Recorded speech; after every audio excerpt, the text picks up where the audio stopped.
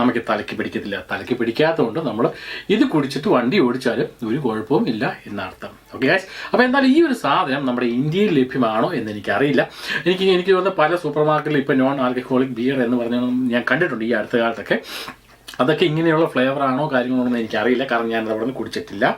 പക്ഷേ എന്തായാലും ഈ സാധനം എന്ന് പറഞ്ഞാൽ കളർ കൊണ്ടും ടേസ്റ്റ് കൊണ്ടും രുചി കൊണ്ടും മണം കൊണ്ടും എല്ലാം ആൽക്കഹോൾ അടങ്ങിയ ബിയറിൻ്റെ അതേ ടേസ്റ്റാണ്. പക്ഷേ വ്യത്യാസം എന്താണെന്ന് വെച്ചാൽ നോൺ ആൽക്കഹോളിക് ബിയർ എന്ന് തന്നെയാണ്. മറ്റൊരു കാര്യം കൂടി ഉണ്ട് ഇതിൻ്റെ അകത്ത്. ഇതിൻ്റെ പേര് നിങ്ങളൊന്ന് ശ്രദ്ധിച്ച് നോക്കിയാൽ നമുക്കറിയാൻ പറ്റും. Saint Peter's without alcohol free beer എന്ന് പറയാം. സെൻറ്റ് പീറ്റേഴ്സ് എന്ന് പറഞ്ഞാൽ നിങ്ങളൊന്ന് ആലോചിച്ച് നോക്കുക. ഒരു പുണ്യവാളൻ്റെ പേരോട് കൂടിയ ഒരു സംഭവമാണിത്.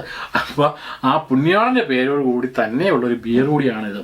പക്ഷേ ഈ ഏർപ്പാട് നമ്മുടെ നാട്ടിൽ നടക്കുമെന്നുള്ളത് നിങ്ങൾ ചിന്തിച്ച് നോക്കുക. കാരണം ഒരു വിശുദ്ധൻ്റെ പേരിലുള്ള ഒരു ബിയറൊക്കെ നമ്മുടെ നാട്ടിൽ, വിശുദ്ധൻ്റെ